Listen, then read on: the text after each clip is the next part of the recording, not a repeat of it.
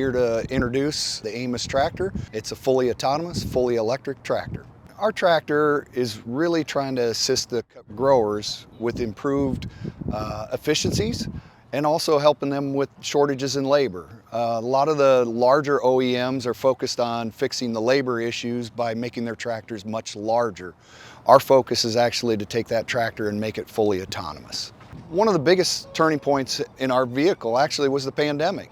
So we worked very hard at home during a pandemic to develop a new tractor.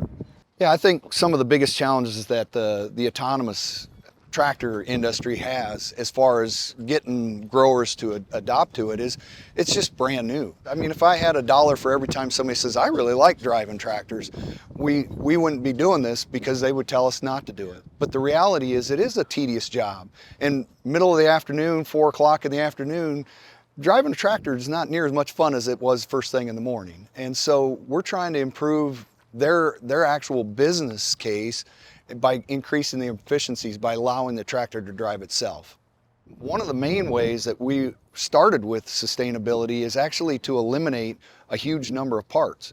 Getting rid of a cab, getting rid of the air conditioner, getting rid of Freon and all those types of components, a lot of plastics, a lot of displays. We actually simplified the tractor to about 1,000 parts, and most of it's recyclable. It's either steel or it's copper. So those areas are going to quickly improve the sustainability and the earth friendliness of the tractor.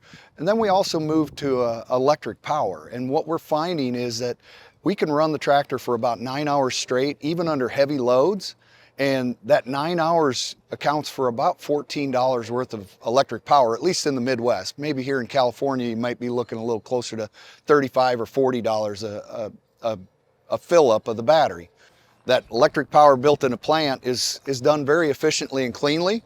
And then here out in the field, we have zero emissions. Yeah, some of the evolution of ag and evolution of the technology in ag is, I believe it's going to go smaller. We've seen such an industry of growing to 800 horsepower and four-wheel drive tractors. As we move toward autonomy, we're going to have a lot more small vehicles that we drop off at the farm, and we allow multiples to work as a swarm type farming. As a startup building a small autonomous tractor, I think one of the areas that we can really help is the smaller farmer. A lot of these farmers don't have access to large corporate farms that can bring in the heavy equipment and process their fields quickly, where they can allow this to run at night. You know, if they're working during the day, they can have the tractor operating in their fields. So a lot of the smaller farmers are going to see advantages in autonomy rather quickly.